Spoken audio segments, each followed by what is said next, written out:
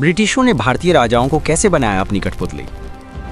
भारत में कभी शक्तिशाली शासक थे, राजा, महाराजा, नवाब, जो अपनी सेनाओं का नेतृत्व करते थे, विशाल साम्राज्यों पर राज करते थे और अद्वितीय ऐश्वर्य में रहते थे। लेकिन जब ब्रिटिश आए तो उन्होंने हर राजा से युद्ध नहीं लड़ा। उन्होंने कुछ कहीं अधिक खतरनाक तकनीक इस्तेमाल किया, राजनीति, छल और कागजात। पहला जाल, सब्सिडरी अलायंस। ब्रिटिशों ने राजा से कहा, हम तुम्हारी रक्षा करेंगे। लेकिन वो रक्षा एक कीमत के साथ आई। राजाओं को अपनी सेनाएं छोड़नी पड़ी। उन्हें ब्रिटिशों को अपने ही राज्य की रक्षा के लिए पैसे देने पड़े। अगर उन्होंने इनकार किया तो उन्हें विद्रोही घोषित कर दिया गया। दूसरी जाल, डॉक्ट्रिन ऑफ लैप्स। अगर किसी राजा का कोई जैविक उत्तराधिकारी नहीं था तो उसका पूरा राज्य ब्रिटिशों के हाथों में चला जाता था। अडॉप्ट किए गए पुत्र नहीं माने जाते। इसी तरीके से ब्रिटिशों ने झांसी, सतारा, नागपुर जैसे राज्य बिना एक भी गोली चलाए छीन लिए। धीरे धीरे शाही सिंहासन तो बना रहा, लेकिन शक्ति खो चुकी थी।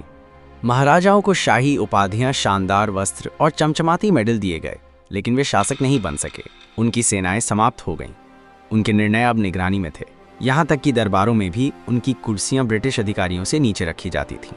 वे महलों में रहते थे, लेकिन एक पतली रस्सी पर चलते थे। One wrong step and their crown would be gone। लेकिन यहाँ बड़ा सवाल है, भारतीय राजाओं ने विद्रोह क्यों नहीं किया? जानने के लिए हमारे चैनल को सब्सक्राइब करें, जिसे हम अपने अगले शॉर्ट्स में कवर करेंगे।